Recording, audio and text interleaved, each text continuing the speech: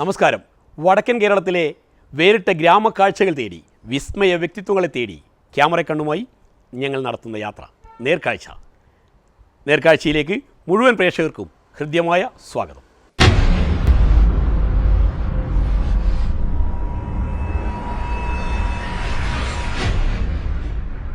കാസർഗോഡ് ജില്ലയിലെ കാഞ്ഞങ്ങാട് സൗത്ത് മാതോത്ത് മഹാവിഷ്ണു ക്ഷേത്രത്തിന് സമീപത്തുള്ള ഗൗരി ഗോവിന്ദം എന്ന വീട്ടിലെ പത്മനാഭഭട്ട് നീണ്ട 38 വർഷം സ്റ്റേറ്റ് ബാങ്ക് ഓഫ് ട്രാവൻകൂറിൽ വിവിധ തസ്തികകളിൽ ഔദ്യോഗിക ജീവിതം പൂർത്തിയാക്കി വിരമിച്ച ശേഷം സംഗീതകലയുടെ ഉപാസകനായി മാറിയ പത്മനാഭഭട്ടിൻ്റെ ആ സംഗീത കലാവിശേഷങ്ങളിലേക്കാണ് നേർക്കാഴ്ചയുടെ ക്യാമറ ഇന്ന് നിങ്ങളെ നയിക്കുന്നത്.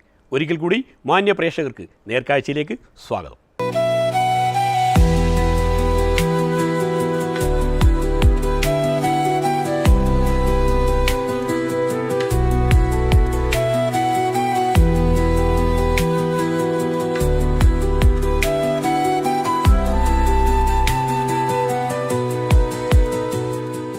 കർണാടകയിൽ നിന്നും കാഞ്ഞങ്ങാട് വെള്ളിക്കോത്തേക്ക് കുടിയേറി പാർത്ത കർണാടക ബ്രാഹ്മണ കുടുംബം, ഒരു ഭട്ട് കുടുംബം. അച്ഛനും പിതാമഹന്മാരും സംഗീതവുമായി ബന്ധമുണ്ടെങ്കിലും ജീവിത പ്രാരാബ്ദങ്ങൾ കൊണ്ട് കാഞ്ഞങ്ങാട്ടെത്തിയപ്പോൾ ചായക്കടയും പൂജാതി കർമ്മങ്ങളും ഒക്കെയായി ജീവിതം മുന്നോട്ട് കൊണ്ടുപോകുമ്പോൾ മക്കളെ സംഗീത ലോകത്തേക്ക് ആനയിക്കാനൊന്നും അവർക്ക് പറ്റിയില്ല. നാരായണ ഭട്ടും പത്മനാഭ ഭട്ടും സഹോദരി ലക്ഷ്മി ഭട്ടും സഹോദരൻ വിഷ്ണു ഭട്ടും അടങ്ങുന്ന ആ കുടുംബത്തിന് സംഗീതവുമായി നല്ല ബന്ധമുണ്ട്. ഇവരിലെല്ലാം സംഗീതത്തിൻ്റെ അഭിരുചികൾ ഉറങ്ങിക്കിടന്നിരുന്ന് വർഷങ്ങൾക്ക് ശേഷമാണ് പലരും തിരിച്ചറിഞ്ഞത്. ആ തിരിച്ചറിവാണ് പത്മനാഭ ഭട്ട് വിശ്രമകാലത്ത് സംഗീത ലോകത്ത് വിരാജിക്കാൻ കാരണം. ആ പാരമ്പര്യത്തെക്കുറിച്ച്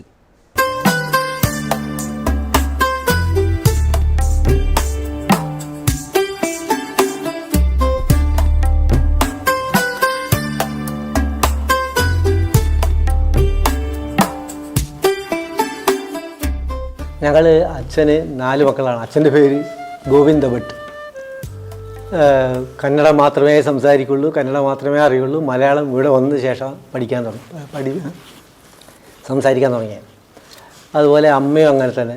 അമ്മയുടെ അച്ഛൻ യക്ഷഗാന ഭാഗവതരായിരുന്നു, നാരായൺ ഭാഗവതർ. യക്ഷഗാനത്തിൽ വളരെ പേര്, ധർമ്മസ്ഥല ക്ഷേത്രത്തിൽ യക്ഷഗാന ഭാഗവതർ. അച്ഛൻ്റെ ഏട്ടൻ അതേ പല യക്ഷഗാന കലകളിലും ചെണ്ട ആർട്ടിസ്റ്റായിരുന്നു. സംസ്ഥാനത്തിൽ പല അവാർഡുകളും നേടിയിട്ടുള്ള ആളായിരുന്നു അച്ഛൻ്റെ ജ്യേഷ്ഠൻ.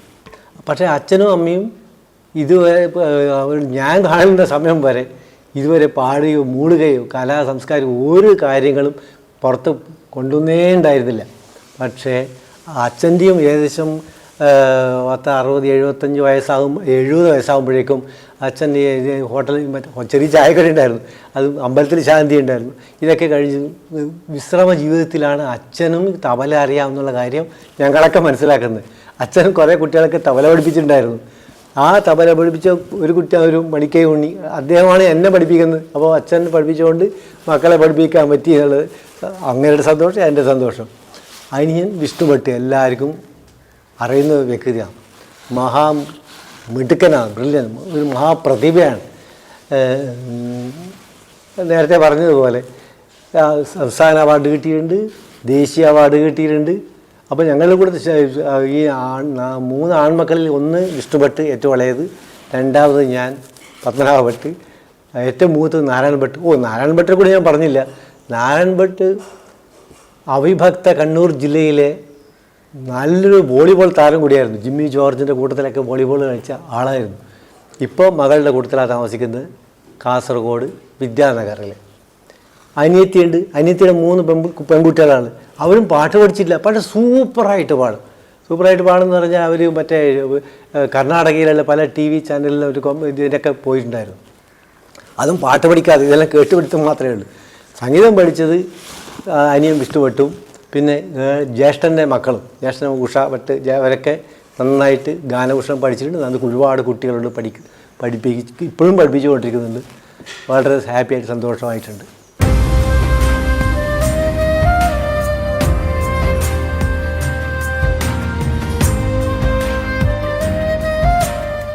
വാക്കുകളുടെ മഹാബലി മഹാകവി പിയുടെ ജന്മം കൊണ്ട് പവിത്രമായ വെള്ളിക്കോത്തിൻ്റെ മണ്ണിൽ അദ്ദേഹത്തിൻ്റെ സ്മരണയിരമ്പുന്ന വെള്ളിക്കോത്ത് സ്കൂളിലാണ് പത്മനാഭ ഭട്ടിൻ്റെ പ്രാഥമിക വിദ്യാഭ്യാസം. ഗുരുനാഥയായി പിയുടെ മകൾ ലീല ടീച്ചർ തന്നെ. ആ വിദ്യാഭ്യാസ കാലഘട്ടം, ജീവിത പ്രാരാബ്ദങ്ങൾക്കിടയിൽ അച്ഛനെ സഹായിച്ചുകൊണ്ടുള്ള ആ വിദ്യാഭ്യാസ കാലഘട്ടം അദ്ദേഹം ഓർത്തെടുക്കുന്നു.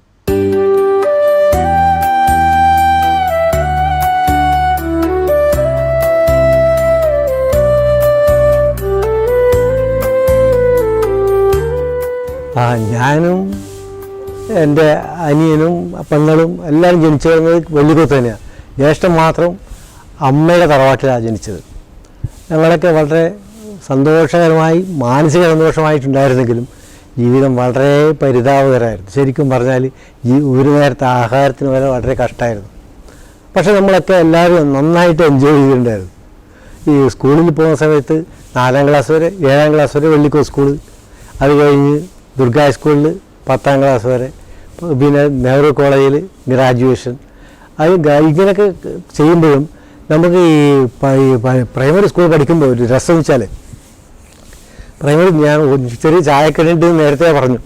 അച്ഛൻ ചായക്കടി നടത്തും, ഇത് അമ്പലത്തിൽ ശാന്തിയുണ്ട്, ഇത് രണ്ടും കൂടിയിട്ടാണ്. അപ്പോൾ ജോലിക്കാരുണ്ടെങ്കിലും ഇല്ലെങ്കിലും എനിക്ക് ജോലിയുണ്ട്. കാരണം വെച്ചാൽ ഞാൻ എല്ലാ കടകളിലും മലട്ടാട്ടൊക്കെ ചായ കൊണ്ടുപോകുന്ന ഡ്യൂട്ടി എനിക്കാണ്. അപ്പോൾ ഈ ചായയുടെ പാത്രമായിട്ട് ചെറിയ പ്രൈമറി സ്കൂൾ പഠിക്കുമ്പോൾ നമ്മൾ കയറുന്ന സമയത്ത് ചായ കിട്ടിയാൽ വെറുതെ ഓടില്ല. ബസ്സിൽ ഓടുന്ന മാതിരി ഇങ്ങനെ ഇവിടെ എന്ന് പറഞ്ഞ് ഓടുക. അത് പഞ്ചായത്ത് ഓഫീസിലും മറ്റേ വില്ലേജ് ഓഫീസിലൊക്കെ എത്തുമ്പോൾ ചായയുടെ അളവ് കുറഞ്ഞിട്ടുണ്ടാവും. അളവ് കുറഞ്ഞിട്ടാകുമ്പോൾ അതിൻ്റെ തെറി മൊത്തം ഞാനാണ് കേൾക്കുന്നത്. എന്താണോ പട്ട് ഇങ്ങനെയാണ് ചായ, എത്രയോ ചായ ഉള്ളതെന്നും പറഞ്ഞിട്ട് കഴിക്കൊണ്ട് അതൊരു രസമാണ് കേൾക്കേണ്ടത്. പക്ഷേ നമുക്ക് ചായ കൊണ്ടുപോകുന്ന ഡ്യൂട്ടി അതാണെങ്കിലും നമുക്ക് ഓടാതിരിക്കാൻ പറ്റില്ല. ആ പ്രായം അതാണ്. ചെറിയൊരു വള്ളി ടൗസർ ഇട്ടിരിക്കുന്ന ഓട്ടമായിരുന്നു. അതൊക്കെ ആലോചിക്കുമ്പോൾ അത് സുഖമൊന്നുമില്ല.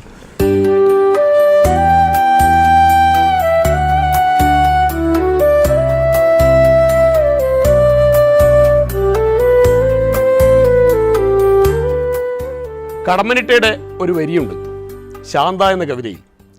അക്ഷരങ്ങളുടെയും അക്കങ്ങളുടെയും ബലാത്സംഗങ്ങൾക്കിടയിൽ നിന്നും ഒരു നിമിഷം മോഷ്ടിച്ചെടുത്ത് ഞാൻ നിൻ്റെ അടുത്തെത്തിയിരിക്കുന്നു. ഔദ്യോഗിക ജീവിതത്തിൻ്റെ തിരക്കുകൾക്കിടയിൽ നിന്നും സഹധർമ്മിണി ശാന്തയിടത്തേക്ക് ഓടിയെത്തുന്ന കവിയുടെ ആത്മസംഘർഷങ്ങൾ ആ വരിയിൽ കാണാം. പത്മനാഭ ഭട്ട് വിശ്രമ ജീവിതത്തിന് ശേഷമാണ്, ഒരുപക്ഷെ ബാങ്ക് ജീവിതത്തിൻ്റെ ഏറ്റവും അധികം സമ്മർദ്ദം ചെലുത്തുന്ന സംഘർഷഭരിതമായ ഔദ്യോഗിക ജീവിതത്തിൻ്റെ വിരാമത്തിന് ശേഷമാണ് സംഗീതത്തിൻ്റെ ലോകത്തേക്ക് വിരാജിക്കാൻ തുടങ്ങിയത്. സർവതന്ത്ര സ്വതന്ത്രനായി തൻ്റെ ഉള്ളിൽ ഉറങ്ങിക്കിടത്തുന്ന കലാഭിരുചികളെ തൊട്ടുണർത്തിയ ആ വിശ്രമകാല ജീവിതത്തിൽ സംഗീതത്തിൻ്റെ ഉപാസകനായി മാറിയ പത്മനാഭ ഭട്ടിൻ്റെ വിശേഷങ്ങൾ.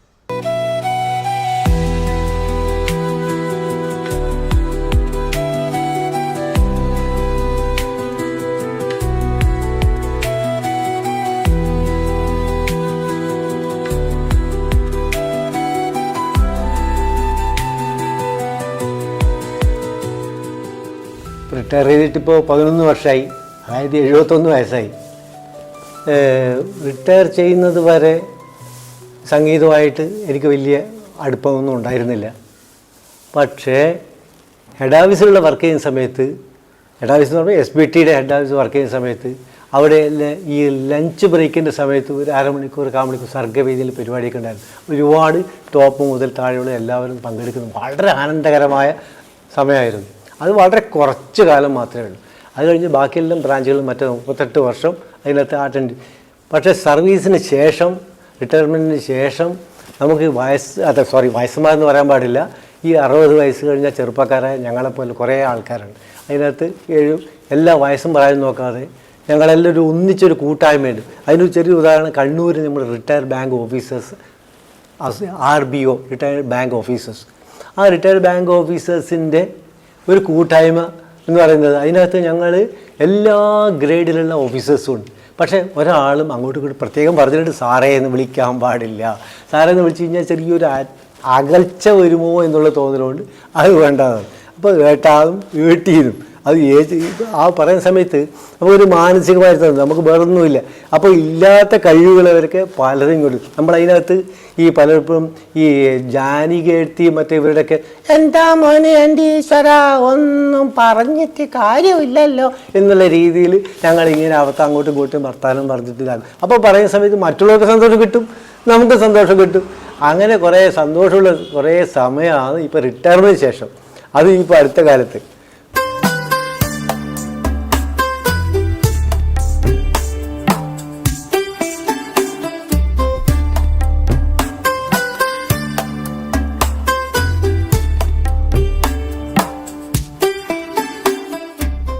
സ്റ്റേറ്റ് ബാങ്ക് ഓഫ് ട്രാവൻകൂറിൽ ക്ലർക്കായി ഔദ്യോഗിക ജീവിതം ആരംഭിച്ച് ചീഫ് മാനേജറായി റിട്ടയർ ചെയ്ത 38 വർഷത്തെ ഔദ്യോഗിക ജീവിതം. പ്രാരാബ്ദങ്ങൾ നിറഞ്ഞ തൻ്റെ കുടുംബ ജീവിതത്തിൻ്റെ അതിജീവന കാലഘട്ടം കൂടിയായിരുന്നു ആ 38 വർഷങ്ങൾ. ആ കാലത്തെക്കുറിച്ച്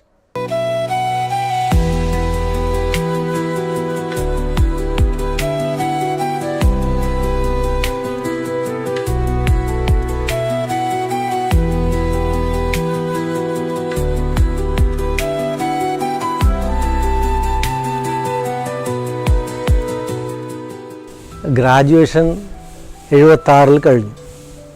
76 കഴിഞ്ഞ ഉടനെ നമുക്ക് ദാരിദ്ര്യം ആണല്ലോ, ജോലിക്ക് വേണ്ടിയുള്ള നെട്ടോട്ടം വട്ടോട്ടായിരുന്നു.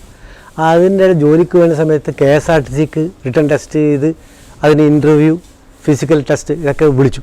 അപ്പോൾ ഞാൻ തമാശ അതല്ല, ഞാനും മോട്ടോർ വെഹിക്കിൾ ഇൻസ്പെക്ടറായത് ഗംഗാധർ, അദ്ദേഹത്തിന് അന്ന് പോളിടെക്നിക് കഴിച്ച് പരീക്ഷ പാസ്സായി ഇരിക്കുകയാണ്. അപ്പോൾ ഇതിന് ഇൻ്റർവ്യൂവിന് പോയി. ഇൻ്റർവ്യൂവിന് പോകുന്ന സമയത്ത് ആദ്യം ഫിസിക്കൽ ടെസ്റ്റ് ഉണ്ട്. എല്ലാവരുടെയും ഇങ്ങനെ ബോഡിയൊക്കെ ഈ ചെസ്റ്റൊക്കെ അളക്കുമല്ലോ. ചെസ്റ്റൊക്കെ അളക്കുന്ന സമയത്ത് എൻ്റെ കൂട്ടത്തിലുണ്ടായ ഗംഗാർത്തിച്ച അദ്ദേഹത്തിന് ഇത് കിട്ടാത്തതുകൊണ്ട് മോട്ടോർ വെഹിക്കിളിൽ ജോലി കിട്ടി. അത് എന്ന് ചോദിച്ചാൽ അദ്ദേഹത്തിന് ഷർട്ട് ഒരു അളക്കുന്ന സമയത്ത് ഇങ്ങനെ പിടിച്ച് വലിച്ച് എങ്ങനെ ചെസ്റ്റ് ഇല്ലാതാക്കുന്ന രീതിയിൽ പിടിച്ചിട്ട് അങ്ങനെ ഔട്ടായി. അതിനുശേഷം എൻ്റെ ഊഴം വന്നു. എൻ്റെ ഊഴം വന്നപ്പോൾ ഞാൻ ഷർട്ട് അഴിക്കുന്നതിന് മുമ്പേ പറഞ്ഞ് അയ്യോ മക്കളെ ഷർട്ട് അയക്കണ്ട, നേരെ വിട്ടാൽ മതി. നമ്മൾ ബോഡി അത്രയും വീക്കായിരുന്നു, അത്രയും മെലിഞ്ഞിട്ടായിരുന്നു. ഒരു കണക്കിന് നോക്കുമ്പോൾ അതൊക്കെ സന്തോഷമായി. കാണിച്ചാൽ അതൊക്കെ കിട്ടിയിരുന്നെങ്കിൽ ഇപ്പോൾ ഈ പണി കിട്ടുമായിരുന്നില്ല. ഇത് സ്റ്റേറ്റ് ബാങ്ക് ഓഫ് ട്രാവൻകൂറിൽ ഞങ്ങൾക്ക് ജോയിൻ ചെയ്തത് ജാനുവരി 78 ഒരു 38 കൊല്ലം സമാധാനമായിട്ട് സന്തോഷമായിട്ട് നമ്മുടെ നാട്ടിൽ വർക്ക് ചെയ്യുന്ന സമയത്ത് അത്രത്തും ഹെവി വർക്ക് മറ്റൊരു എൻ്റർടൈൻമെൻറ്റ് ഒന്നുമില്ല. പക്ഷേ ഹെഡ് ഓഫീസിൽ വർക്ക് ചെയ്യാൻ 2-3 തവണ ഒരു അവസരം കിട്ടി. അപ്പോഴാണ് മക്കളെ കാണിച്ചാൽ അവിടെ ഒരുപാട് കലാകാരന്മാരൊക്കെ ഉണ്ട്. ഈ കലാകാരന്മാരുടെ കൂട്ടത്തിൽ ഇരിക്കുന്ന സമയത്ത് ഓട്ടോമാറ്റിക്കലി നമ്മൾ ഇല്ലാത്ത കലയൊക്കെ നമ്മൾ പോഷിക്കപ്പെടും. വളരെ സന്തോഷമായിരുന്നു. നമ്മൾ സംഗീതത്തോടും ഒക്കെ ആഭിമുഖ്യം തോന്നാൻ കാരണം നാടകത്തോടും അഭിനയിക്കാൻ ഭയങ്കര ആക്രാന്തമായിരുന്നു. പക്ഷേ അഭിനയിക്കാനുള്ള നമ്മൾ തൊഴിൽ വെച്ചിട്ട് അഭിനയിക്കാൻ പോകാൻ പറ്റില്ല. അപ്പോൾ അതങ്ങനെ ബാക്കിയായി. പക്ഷേ പാട്ടിന് ആ ഒരു കുഴപ്പമില്ല, ഇങ്ങനെ മൂളിപ്പാട്ടങ്ങൾ തുടർന്നു കൊണ്ടുവന്നു. ഇപ്പോഴത് സജീവമായിട്ടുണ്ട്.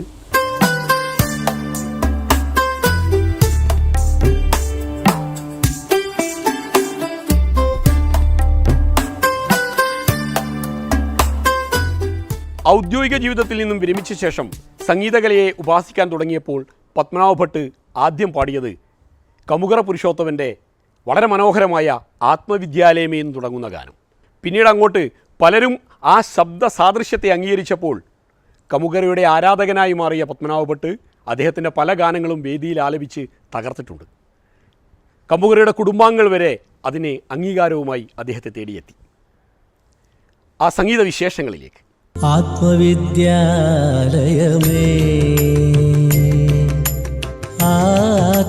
ആത്മവിദ്യാലയമേ അവനിയിലാത്മവിദ്യാലയമേ.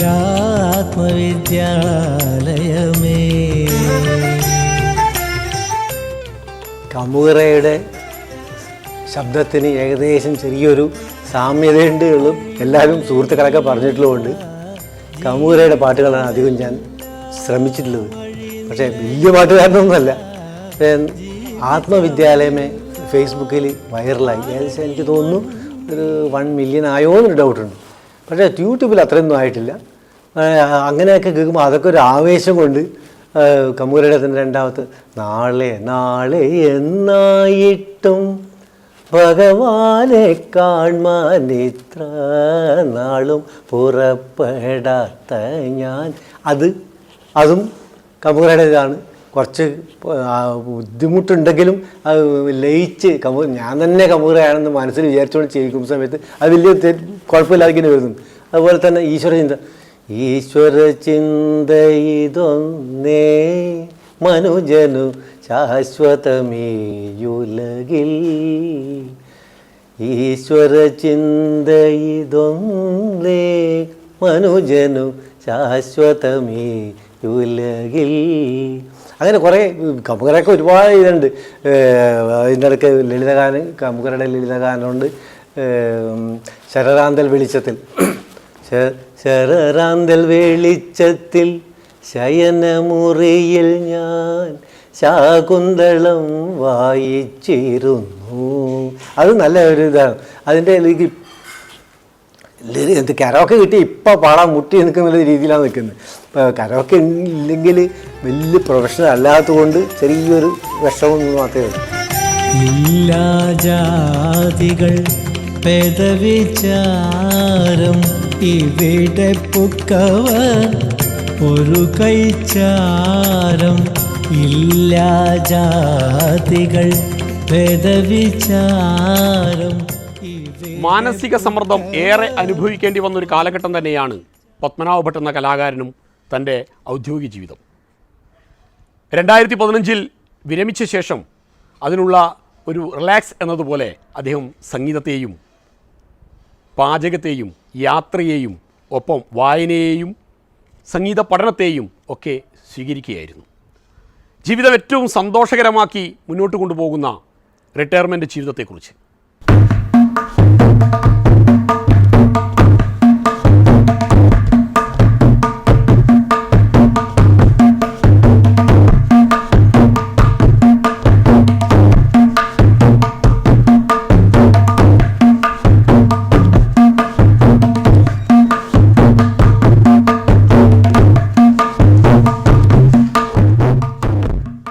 റിട്ടയർമെൻറ്റിന് ശേഷമാണ് റീടയർ ചെയ്ത് വീണ്ടും ഹാപ്പിയായിട്ട് ജീവിക്കാൻ തുടങ്ങിയത്. അപ്പോൾ അപ്പോഴാണ് ഈ പാട്ട് പഠിക്കാൻ തുടങ്ങിയത്, തബല വായിക്കാൻ തുടങ്ങിയത്. തബല വായന പഠിപ്പിക്കുന്നത് വേറെ ആരുമല്ല, നീലേശ്വരത്തെ പ്രഭാകരൻ. മിടുക്കനാണ്, മൂപ്പരൊരു ഓൾറൗണ്ടറാണ്. തബല വായിക്കാൻ തുടങ്ങി. ഈ എവിടെയൊക്കെ ടൂർ പോകാൻ പറ്റും, എവിടെയൊക്കെ യാത്ര ചെയ്യാൻ പറ്റും അവിടെയൊക്കെ യാത്ര ചെയ്യും. യാത്രകൾ ധാരാളം. അതുകൂടാതെ ഈ ചെറുപ്പക്കാരുടെ, നിങ്ങളെപ്പോലെയൊക്കെ ചെറുപ്പക്കാരുടെ കൂടുതൽ നിൽക്കുന്ന സമയത്ത് നമുക്കും തോന്നും, അല്ല ഈ ഇത് എന്താണ് മിമിക്രി മോഡൽ. ഈ ജാനു എടുത്തി കേളപ്പെടൽ എൻ്റെ അമ്മേ എൻ്റെ ടീച്ചറ നോക്കറ എന്തെന്ന് പറയുന്ന ഒന്നും തിരിയുന്നില്ല എന്നുള്ള രീതിയിൽ ഇങ്ങനെ വർത്താനം പറയുമ്പോൾ തന്നെ എന്തൊരു സന്തോഷം അറിയാം. അത് പറയാൻ പറ്റൂല. അതും ഇതും മറ്റേ പാചകമൊക്കെ ചേർന്നിനാകുമ്പോൾ ലൈഫ് പരമസുന്ദരം, വേറൊന്നും ചിന്തിക്കാനേ ഇല്ല. പാചകത്തിൽ ഒരുപാട് പറയാനുണ്ട്, കുറച്ചൊന്നുമല്ല പറയാനുണ്ട്. അത് വെച്ചാൽ പഠിക്കുന്നത് തന്നെ നമ്മൾ ഒറ്റക്കാല സമയത്ത് നമ്മൾ ഒരു നിവൃത്തിയുമില്ല. നമ്മൾ ഹോട്ടലിൽ കഴിക്കാൻ താല്പര്യമില്ലാത്തത് നമ്മളെല്ലാം ഒന്ന് ചെയ്ത് പഠിക്കുമ്പോൾ ആരോ പറഞ്ഞു കൈപ്പുണ്യൊന്നുമില്ല, അത് എങ്ങനെയും ആയിപ്പോകുന്നതാണ്. അതിങ്ങനെ ആക്കുന്നത് ഏത് സാധനം ഉണ്ടാക്കി കഴിഞ്ഞാൽ വളരെ ഭംഗിയാക്കി ഉണ്ടാക്കാൻ പറ്റുന്നു. അപ്പോൾ ഉള്ളി ബജ, പക്കവട എന്ന് മറ്റൊരിടത്ത് പറയും, നമ്മളടുത്ത് ഉള്ളി ബജ, ബജ്ജി എന്നാണ് എല്ലാവരും പറയുന്നത്. അതുപോലുള്ള സാധനങ്ങളൊക്കെ ഉണ്ടാക്കാനുള്ള വളരെ താല്പര്യമാണ്. കഴിച്ചാലും നമ്മൾ വിടുവില്ല, അതുകൊണ്ട് ആരോഗ്യത്തിനും യാതൊരു പ്രശ്നവുമില്ല. തബല കൂടുതൽ മോട്ടിവേഷനായിട്ടുള്ളത് പ്രഭാകരൻ്റെ ആ ഇതാണ്. അദ്ദേഹത്തിൻ്റെ ശിഷ്യത്തെ ഇത് ചെയ്യുന്നതെന്നോ. പ്രഭാകരൻ എന്നെക്കാൾ ഒരുപാട് ചെറുപ്പമാണെങ്കിലും നമ്മളെ പഠിപ്പിക്കുന്ന ഗുരുവാണല്ലോ. അപ്പോൾ പ്രഭാകർജി എന്താ വേണ്ടത്? അപ്പോൾ പ്രഭാകർജി പറഞ്ഞു, പപ്പട്ടൻ എന്താ പഠിപ്പിക്കേണ്ടത്? ഗിറ്റാർ പഠിപ്പിക്കണോ, പഠിപ്പിക്കണം, ഇത് പഠിപ്പിക്കണം, പല കാര്യം ചോദിക്കും. നമ്മളെല്ലാത്തിനും ഓക്കെ പറയും. ഇപ്പോൾ അടുത്ത മാസം ഇത് കീബോർഡ് തരാമെന്നാണ് പറഞ്ഞിട്ടുള്ളത്. നമ്മളതിന് റെഡി. വളരെ പ്രധാനപ്പെട്ട കാര്യം പറഞ്ഞു, എൻ്റെ തബലക്ക് ആദ്യത്തെ ഗുരു മടിക്കി ഉണ്ണിയാണ്. മടിക്കി ഉണ്ണിയുടെ അടുത്ത് നിന്നാണ് ആദ്യം ബാലവാടക്കം പഠിച്ചത്. അതൊന്നും മറക്കാൻ പറ്റൂല. ഒരുപാട് യാത്ര ചെയ്യാൻ ഞങ്ങൾ രണ്ടുപേരും തന്നെ, ഞാനും ഭാര്യയും മാത്രമേ ഇപ്പോൾ ഇവിടെയുള്ളൂ. മോനിപ്പോൾ മൈസൂരാണുള്ളത്. അപ്പോൾ ഞങ്ങൾക്ക് എവിടെയൊക്കെ യാത്ര പോകാൻ സൗകര്യം കിട്ടുന്നുണ്ട് അപ്പോൾ ആരോടും മിണ്ടാതെ നേരെ അങ്ങ് പാക്ക് ചെയ്ത് ഞങ്ങൾ വിടും. മിനിമം ഒരു 6 മാസത്തേക്ക് 1-2 തവണയെങ്കിൽ നമ്മൾ എവിടെയെങ്കിലും പോയിരിക്കും. അബ്രോഡ് പോകുന്നത് 2 വർഷത്തിലൊരിക്കൽ.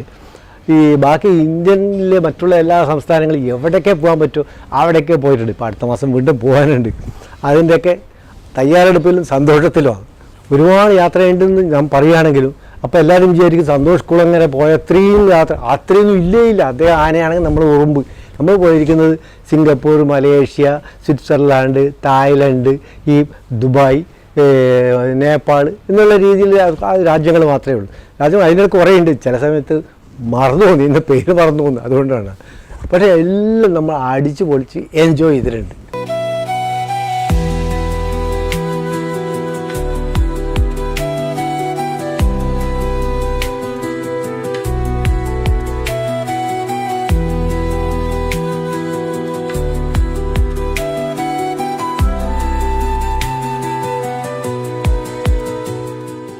ശാരീരിക അസ്വാസ്ഥ്യങ്ങൾ വേട്ടയാടുമ്പോഴും പാചകകലയും സംഗീതകലയും യാത്രയുമൊക്കെയായി മുന്നോട്ട് പോകുമ്പോൾ ജീവിതത്തിൽ ശക്തിയായി പൂർണ്ണ പിന്തുണയുമായി പത്മനാഭ ഭട്ടിൻ്റെ സഹധർമ്മിണി ലീലാവതി ടീച്ചർ കൂടെയുണ്ട്. ഒപ്പം മകൻ ഗോവിന്ദും. ആ കുടുംബവിശേഷങ്ങൾ.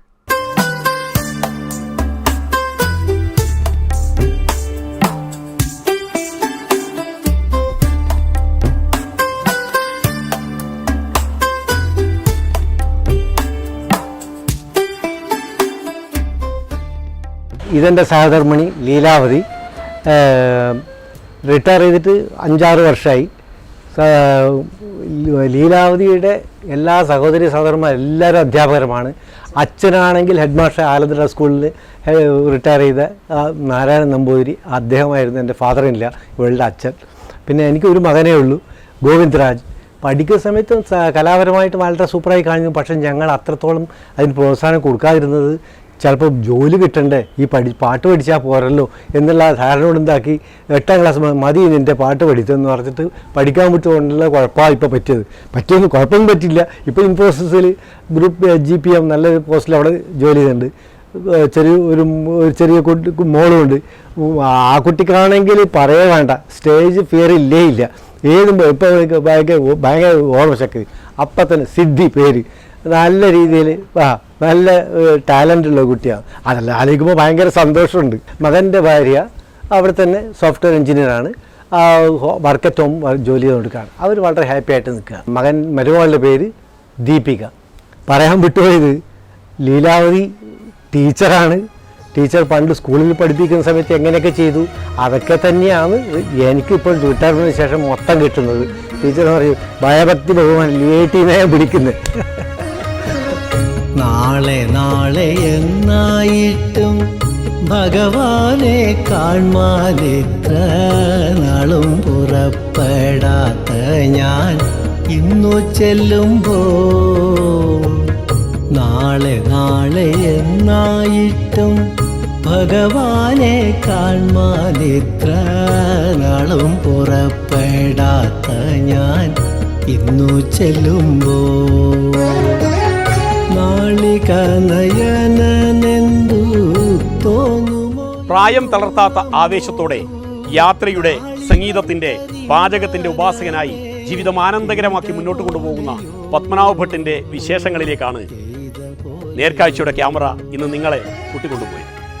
അടുത്ത ആഴ്ച മറ്റൊരു ഗ്രാമക്കാഴ്ചയുടെ വിശേഷവുമായി നമുക്ക് വീണ്ടും കാണാം. നന്ദി, നമസ്കാരം. ഗുരുകുലം തന്നിൽ നിന്നും പിരിഞ്ഞതിൽ പിന്നെ കണ്ണൻ തിരുവടി ചെന്നു കാണാൻ തരപ്പെടാതെ, കരയറ്റ സംസാരത്തിൽ ദുരിതത്തിൽ വീണു മുങ്ങി കഴിഞ്ഞതിൽ തമ്പുരാനെ കരുതിടല്ലേ.